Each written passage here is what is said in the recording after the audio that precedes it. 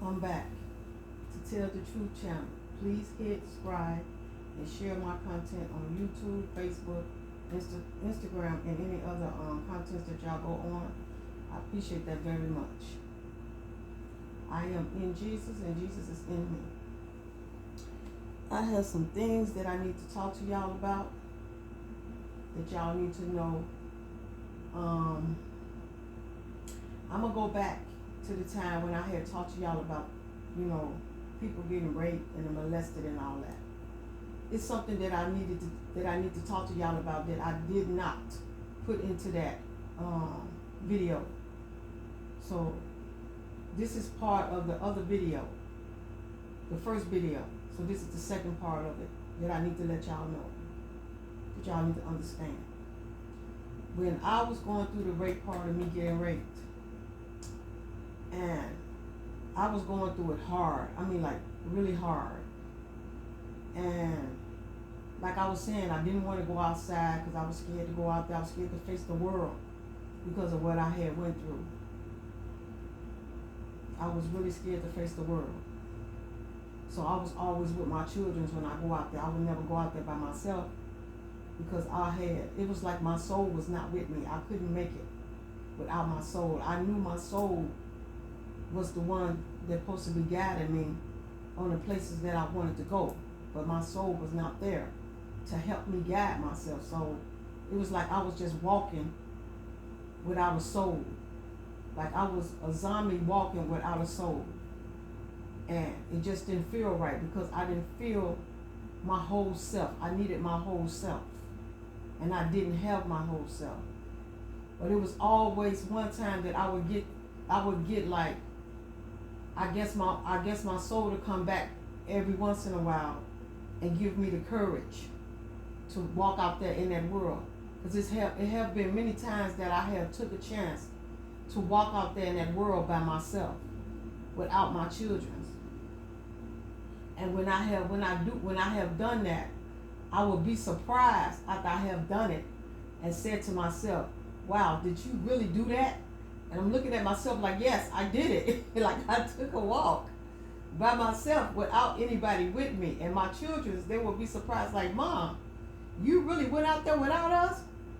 And I was like, shocked myself like, yeah, I did it. I took a walk without myself because I guess my soul was trying to come back. Because it'll come to me, but then it'll leave again. Then it'll come to me and it'll leave again. But let me tell you something. It was times that I was so angry. Like I would be so angry at my children. I would be so angry at my divorced husband. I would be so angry that I didn't want my children by me. I didn't want my husband by me. I didn't want to make love to my husband. I didn't want to sit by my husband. I didn't want to sit by my children. I just didn't want nobody around me. That's what it does to you. It just pulls you away from everybody. You don't try to do that. But when you get in a situation, it pulls you away from people. Some people that goes through that situation, it don't pull them away from the family or friends or whatever. It pulls them towards doing things that they don't want to do. Like some people, they go out there, they have sex with millions of people. That's how some people deal with the things that they go through when they go through rape. They go out there, they have sex with other people. Some people, when they go through it, they pull close towards their family and they just want to be locked down, like they in a little room and they around their family and they don't want to have nothing to do with nobody else but them. Some people go out there and they lash out at people. They want to fight people. They want to kill people. Rape make you do a lot of things that you don't think you would do when stuff happens to you like that. It really takes over your mind and your soul. It really takes over because when I was going through it, it was times that I wanted to just, just hurt my kids. That's how angry I would get off that. And there was times that I would go out there in the world and somebody just say something to me or look a certain way at me, and I would just snap off at these people. I was so angry of what happened to me. I was just so angry. And then it was times that I can take a person and I could just grab them and snap their neck just like that. That's how angry I was. That's how angry I was. I remember one time my daughter was fighting another child, and I was trying to break her up from fighting this child, and I just grabbed my daughter with one hand and picked her up and lifted her up in the air with one hand. That's how angry I was. That's how angry it is when you get raped. You get so much strength that if anybody come towards you, you can kill them and you wouldn't think nothing of it. Nothing at all. Because that's what you have so much anger in you that you just want to retaliate on what happened to you. You don't care who it is, you just want to retaliate. But then when you come back to yourself and you realize that you got all this anger built up inside of you, and then you want to talk to somebody about it, and when you do talk to somebody about it, you release some of that anger out of you. And then when you release it, it's like the anger comes back. Because you release some of it by talking about it, but the anger will always come back. And you will always have your guards up. No matter where you go, you're going to always have your guards up. Because I know when I used to go out there in the streets, when I used to take a chance of walking out there in the streets by myself, when I went through that, I used to always look behind my back just to make sure it's anybody behind my back. I didn't want nobody walking behind my back when I was going through all of that. Nobody. And people, they can look at me and tell that if you say one thing to me or you look a certain way to me, you know what I'm going to do to you. So don't even look at me. Don't say nothing to me. That's the way you feel when things like that happen to you. You don't try to do that. It's just that you so angry that happened to you that ain't nothing you can't do nothing about it. You can't do nothing about the anger because you so angry about what had happened to you, and you can't change it, and you try to change it, and you get to the point that when you talk to your children and your children is talking to you, and sometimes you can say something to your children, and if your children don't do what you say, you want to just snap off. You just snap off at anybody in a minute. That's how it goes when you done been through being molested. You snap off so fast at anybody. You don't care who it is, and you don't realize you snap off of it until you come back to yourself and say, "Did I do that? Did I actually snap off?" Yeah, it's like everything just blink out. You just like, you gone. And that's what it is when you get molested. You gone. You're not yourself no more. You're not yourself no more. And you know that because you don't feel your soul with you. When you know you got your soul with you, you know you got peace. You feel that peace. But when you know that a part of you is missing, you don't have no peace. You can't even sleep. You have nightmares in your sleep, thinking that somebody coming after you in your sleep. When you go through that, when you get molested, you think somebody is chasing after you in your sleep. You jumping out of your sleep, you screaming, you're hollering, you're sweating, because you're going through all of this trauma that happened to you. And that's what it does. It just takes a toll of your whole entire life. And when you're thinking that you're going to somebody, the right person to talk to, and you thinking that they really getting in what you're saying, but they not.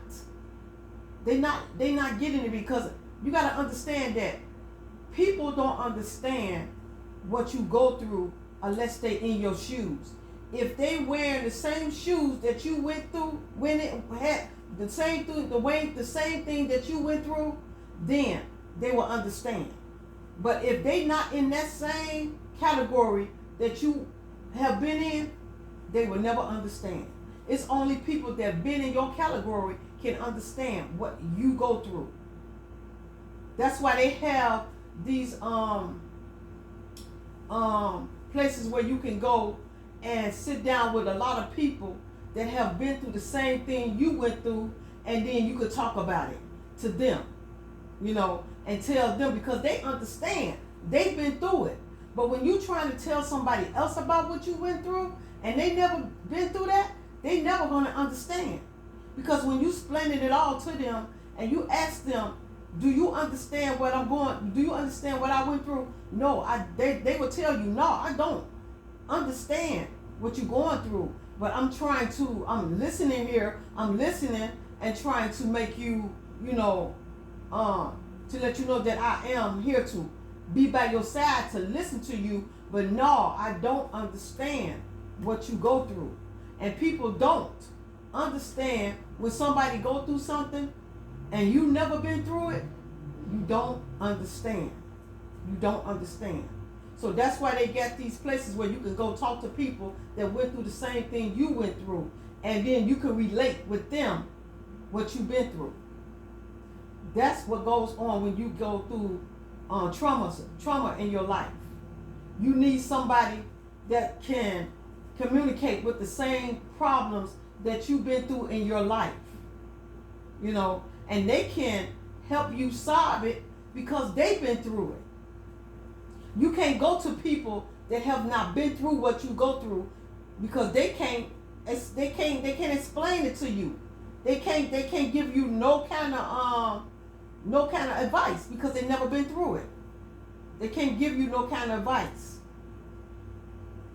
So you have to go to people that have been through what you've been through, and they can give you advices.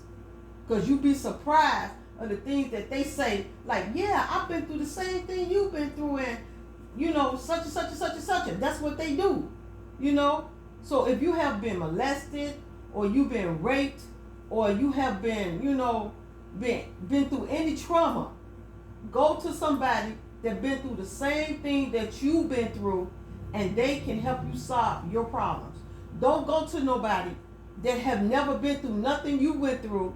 They cannot help you solve your problems. They cannot, because they never been through it. They never been through it. They only can sit there and listen and try to give you advice. But they can't give you really no advice because they don't know.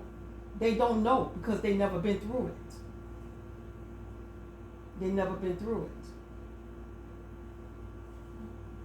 But if you had a partner and you've been through the same thing that partner been through, and you try to tell that partner that you are here for them, and you trying to help that partner, understand that you know what that person been through because you've been through it. So you know how that partner feel because you went through the same thing or been through something different than what that partner been through. You can relate to what that partner been through. So you can help your partner. If that partner been through any trauma that has something to do with the trauma that you've been through, but in a different way, you still can relate with that partner. You still can relate. So when anybody going through something that they cannot handle, and you try to go to somebody that you don't know that have not been through what you've been through, they can't help you. You got to go to somebody that been through the same thing you've been through, and them the ones can help you. And they're going to tell you how to go back, getting your soul back. Because once your soul is gone, you just walking out there in that world. You don't have your whole part of yourself. You have half of yourself, and you're not really making it out there. You can't hardly think without your soul, because your soul is what help you think and help you, get yourself on track. Your soul is the one that guides you and help you with things that you go through. So once you lose your soul, you just have a vessel. That's it. Because when I didn't have my soul, and I felt my soul was not with me, and I kept praying to God and telling God, my soul is not with me. I need my soul. But the person that had me raped, she had my soul. She had a part of my soul, and the person that did what they did to me had a part of my soul. And by them holding on to my soul, I couldn't make it. I couldn't make it. I needed the other part of me. And I used to just cry out to God and tell God, please give me my soul back. I need my soul. I can't make it without my soul. I need my soul back. I used to pray to God all the time.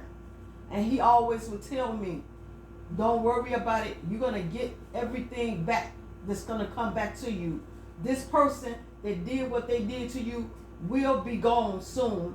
And everything is going to come back to you and you will be okay.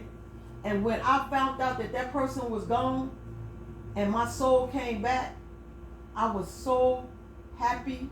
I felt so good because I had my whole self back. I had my whole self back. And once you don't have your whole self, you can't make it. You can't make it without your other part of you.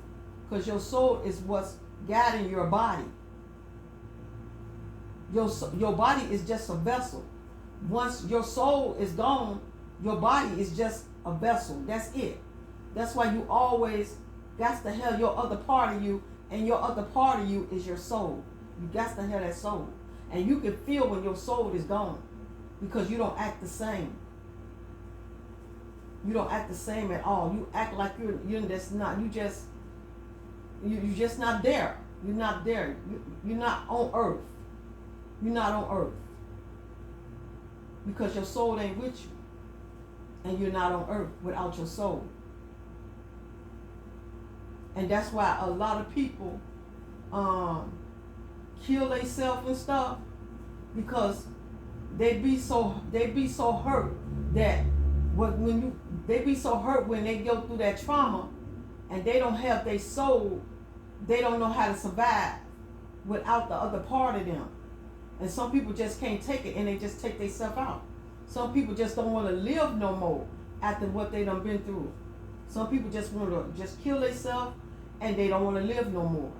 Some people survive it by getting help and talking to people and them listening to you. Because even if they listening to you about what you go through, that's still helping a little bit of you getting yourself back. It's not getting all of yourself back, but it's helping you get a little of yourself back. Because when I was living over there and my children was trying to help me get myself back, they was trying to help me get my soul back. Even though they was listening to me and everything, they was trying to help me, but they couldn't. The only person helped me get my soul back was Jesus, Father, and the Holy Ghost. They the only one helped me get my soul back. Could nobody else help me get that soul back but Jesus, Father, and the Holy Ghost. And when I left out that house and moved into my own, that's when Jesus, Father, and the Holy Ghost came and helped me get my soul back like it's supposed to have been. And I feel so happy. I feel so peaceful that I have my soul back. And I am so grateful to Jesus, Father, and the Holy Ghost for helping me get my soul back. They the only one can help you get your soul back. So you have to cry out and talk to them and ask them to help you bring the other part of you. Because if you don't have that other part of you, you're not going to make it without that other part. You need that other part to help you survive.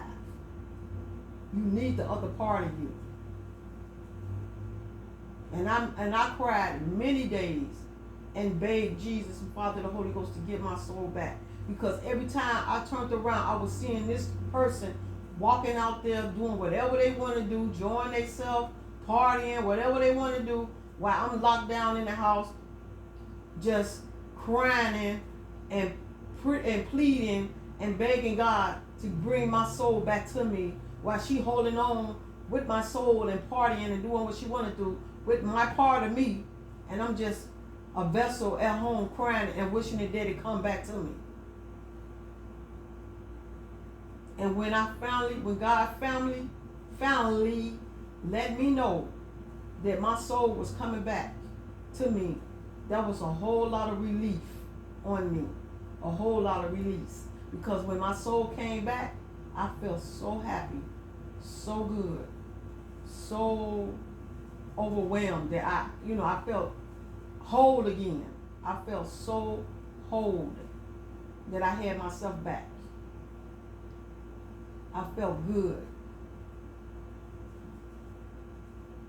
Because when you don't have yourself, you just angry at the whole wide world. And I was angry at the whole wide world. I was angry at everybody. I didn't care. I said what I said to people. I didn't care how I said it. It didn't bother me. I was just angry at the world. Angry. And that's how it is when you go through something. When you go through trauma like that, you just angry at the whole wide world. And then the most person that you angry at is your partner. You angry at your partner because you wonder why your partner was not there when you went through all of that. Or you need your partner right there while you going through all of that. So you take it out at your partner because you need your partner to be there with you through everything that you go through. And that's how it is when you go through something. You take it out on the person that you love. You take it out on them so bad, but you don't try to do that. It just happens. You just one minute you are yourself, and the next minute you snapping. 1 minute you yourself, and the next minute you snapping. That's the way it is. That's the way it is. And you don't try to do that, but it happens. You don't try to do that. So that's how it is when you go through trauma. You just change, and you're not yourself. And then when you look in that mirror and you see yourself in that mirror, you don't see yourself. You see somebody looking like you, but it's not you. You don't see yourself. You think you're looking at yourself, but you're not looking at yourself. You just see somebody in that mirror, but it's not you. It's not you. Because you don't have your whole self there with you. And you know that why I look like this, why I look weird. And that's how you think you look when you done been through trauma. You know your part of yourself is not with you. So when you look in that mirror, you see that you're not seeing yourself. You know that's you in the mirror, but you know you don't see yourself. It's just somebody that look like you, but it's not you. You just see anger and hate in yourself. That's what you see. You just see anger and hate in yourself. You don't see your true self. You just see the demon inside of you. And that's what be inside of you when you go through the trauma that you go through. That demon comes right in and take over because your soul be gone. And then that gives the demon to walk right into your soul and take over. And when you look in that mirror, you don't see yourself. You see somebody that look like you, but it's not you. That's what you see when you go through that. That's what you go through. So yeah, that's what I went through. I went through so much. And my children were so patient with me. So patient. I wouldn't even let my children go out there in the streets. I literally had my children locked down when I went through that. I wouldn't let my children go outside and kick it with their friends or nothing. And if I did let them go out there, they had to be in the house at a certain time. If my children went to school, they had to come straight home from school. They couldn't be out long. They had to come straight home from school. I didn't trust my children out there in that world, period, when I went through that. I just literally kind of messed up my children's childhood lives. I did. I truly messed up their childhood lives because I just didn't trust them being out there in that world after what I've been through. I didn't want that to happen to them, what happened to me. So I was just too attached to my children, and I just wouldn't give them no breather. And when my children got older, we talked about it, and they said, "Mom, you did lock us down, but it taught us. But it taught us things. What you did, it taught us stuff to be careful out there in that world." And that's what they told me. It taught us to be careful out there in that world and keep our eyes completely open and never turn our backs on nothing. And my children said they learned a lot from that. Even though I tied them down, they learned a lot from that.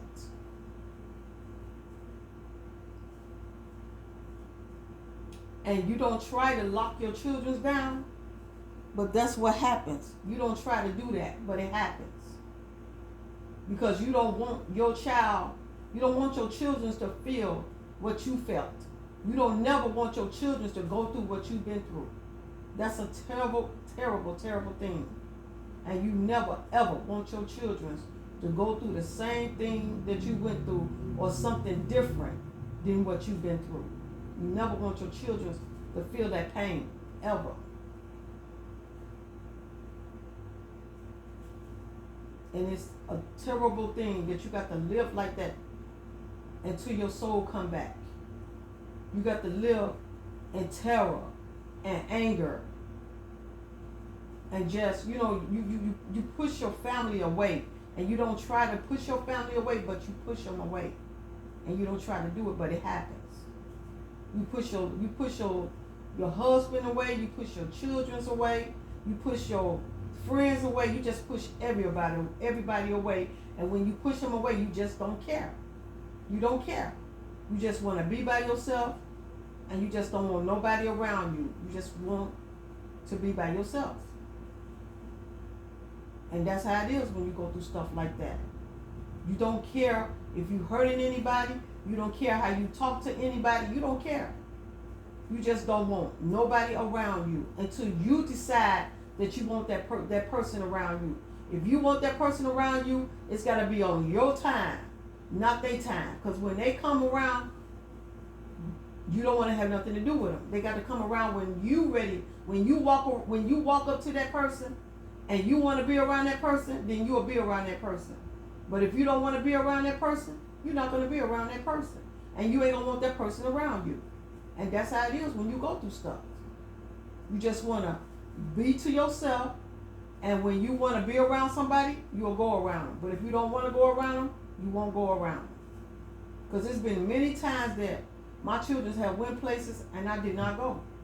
And I didn't want to go. I just wanted to stay locked down in that house, just to me, because I felt safe locked down in my house. I felt safe. And I did not want to go back out there. I felt safe. And then when I did go out there, I went out there with my children. And I still had my guards up. Even though I went out there with my children, I still had my guards up. And that's how it is. That's how it is when you go through stuff. And sometimes people can see your trauma. Sometimes people can see your trauma. And I'm the only ones that been through what you've been through. They can see that trauma. If a person can look inside your body and look at you, they can see that you've been through some things in your life. Some people can notice that. And some people don't notice it. Because my children used to say to me, Mom, why you don't like us holding you? Why you don't want to hug us? Why you don't want us sitting next to you? Because I just didn't feel comfortable with my children sitting next to me, or my husband sitting next to me, or touching me. I just didn't want that. I didn't want him touching me. I didn't want them touching me. I just didn't feel comfortable with people touching me or being around me. Even when I used to go out there in the streets, and my children, and we used to catch a cab or whatever, they would sit in the front seat with the cab people, but I would sit in the back because I didn't want to sit by nobody. So I would sit in the back of the cab and let them sit in the front. And even when my husband would go somewhere and we go in the cab, I would let him sit in the front and I would sit in the back. I would never sit by a stranger, ever. Never. I didn't feel comfortable around strangers at all, or my own children. And I hurted my children, and I did not try to hurt them, but I did. But they understood what I went through, because when I told them the story about what I went through, then they start understanding what I went through, and then they start being patient and understanding with me by the way I was acting. They understood. And they never tried to push me or make me do things that I didn't want to do. If I wanted to do it, I do it. If I didn't want to do it, I didn't do it. They never tried to make me do nothing that I didn't want to do, because they knew what I was going through. So they never tried to make me do nothing that I didn't want to do. So yeah, that is what I wanted to tell y'all about.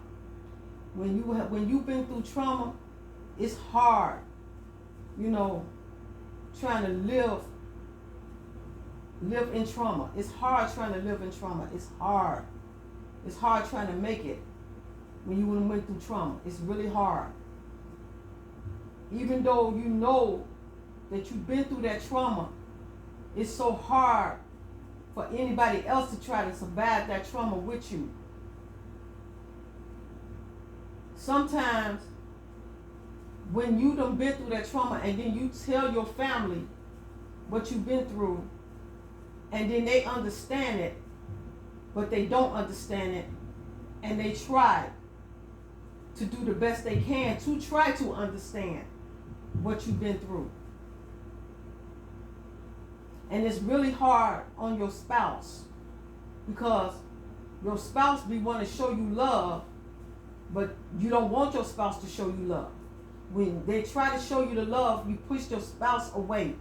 And then when you push your spouse away, your spouse feel that you don't want that person.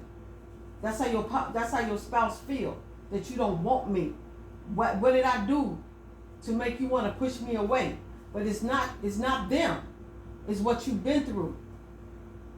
And then when you tell them that it's not them, it's not you, it's what I've been through, and I got to give myself back, because I don't have myself. And if I can't give all of myself to myself, I can't give it all to you. So I need my other part. And if I don't have my other part, what can I do for you? I'm never going to be happy, because I don't have the other part of me.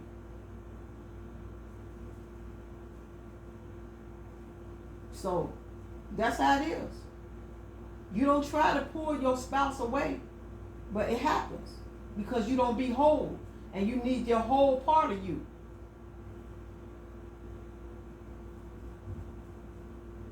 And that's what people go through when they go through trauma. They just don't feel like they don't feel like they was the person they was at first. They don't feel like they the same person they was. They feel a whole different person, and not the person they was before all of that happened to them. That's how it goes.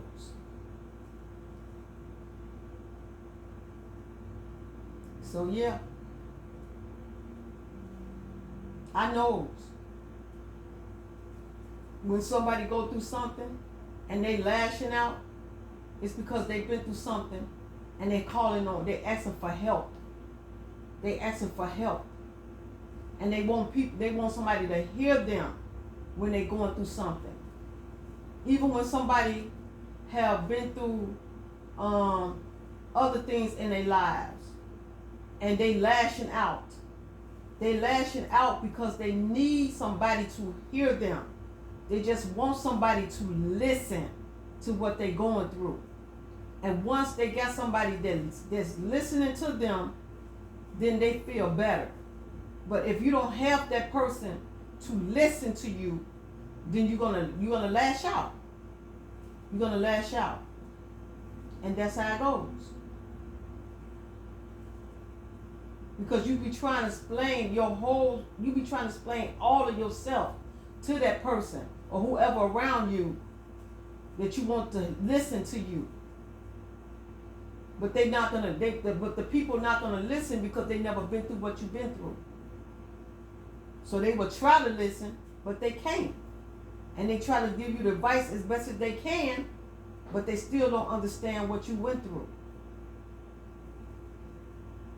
And that's how it goes. So when y'all be seeing people going through things and they lashing out, it's because they done been through something in their life and they need somebody to listen to them. They don't be trying to do that. They just be calling on help, asking somebody to help them. They're not just going to come out with the word and say, could you help me? They're not going to do that. They're just going to lash out. They're just going to lash out. And then you just got to calm down. Like, don't lash out with the person. Just wait till the person calm down. And when that person calms down, then you go to the person and you talk to the person and you ask the person, what's going on? Can I help you? What's going on? I'm listening. I'm sitting right here listening to you. Tell me what's going on. Tell me what you want me to do to help you, and I will try to help you. That's what you need to do. Just listen. So don't go big and back and forth with the person. Just listen to the person and let the person tell you what they're going through. You know, let the person tell you what they're going through. Wait till they calm down, and then go to them and talk to them. Because don't nobody got to be crazy about what they go through. You know, you don't have to be the person the person that's going through things. You don't have to think that person is crazy because that person is snapping off. No, the person is going through something and they just trying to get that person to hear what they're going through. That's it.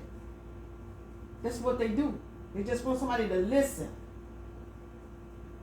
And that's even that's the same thing with your children's.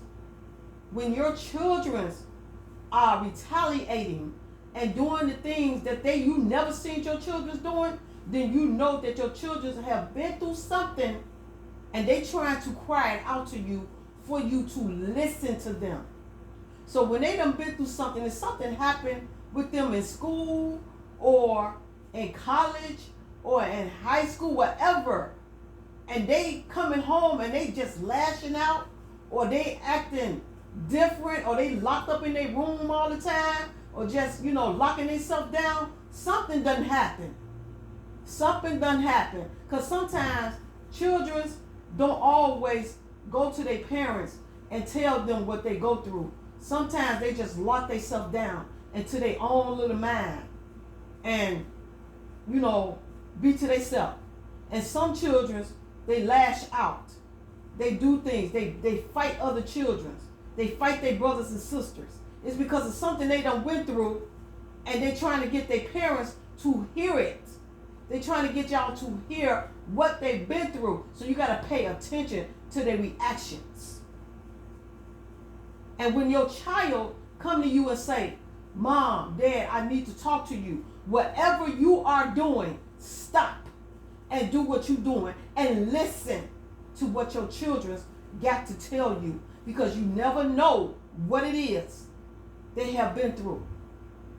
And that's why a lot of children kill themselves, and that's why a lot of children go to school with guns, because when they crying out to their parents and their parents don't have time to listen, they go do what they got to do on their own because they don't have nobody to listen to them. And then next thing you know, they in the hospital because their parents don't have time to listen to them.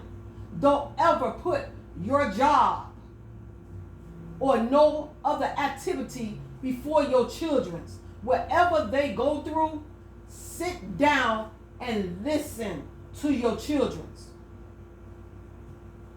Because they go through things too. No matter what it is, they go through things. And when they crying out to you, listen. If they just in their own little world and they quiet, find out why they quiet.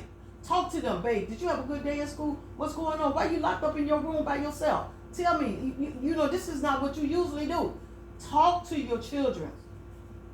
If you see something that your children never did and they start all of a sudden doing something different, then you know something is wrong. Something is wrong. So always talk to your children and ask them how their day was in school and what they went through in school. Because sometimes your children is not going to come and tell you what they went through in school. They're going to react it out.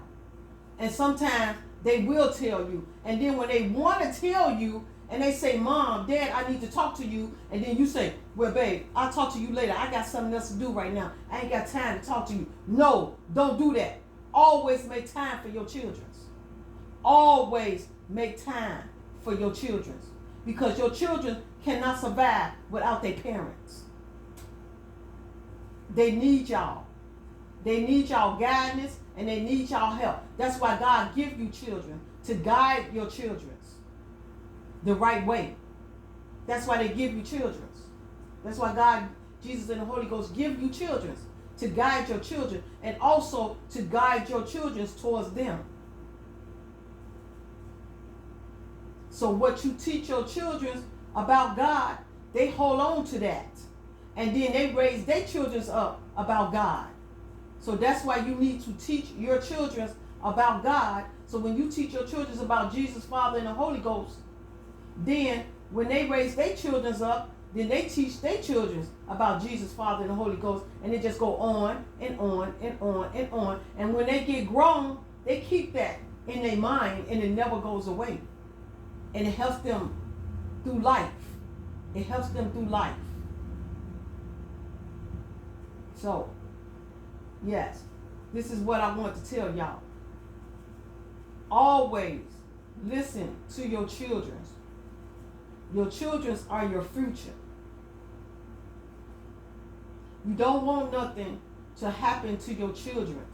And then when something happened to your children, you're looking at yourself and saying that I should have listened when my child was trying to tell me something and it's too late.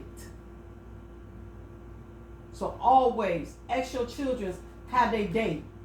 Every time they come home from school or whatever, ask them, how was your day? Just like they ask you, Mom, Dad, how was your day? Ask your children, how was your day? And they will tell you, how was their day? So, thank y'all for listening to me. Y'all have a good day and a blessed day. Jesus love you. Father love you. The Holy Ghost love you. The angels, the saints, the ancestors, your family, they watching over you. They love you. We all love you. You all have a good day and a blessed day. Thank you. And please send my content on YouTube, Facebook, Instagram, and all the other contents that y'all go on. I appreciate that very much. Y'all have a beautiful and blessed day.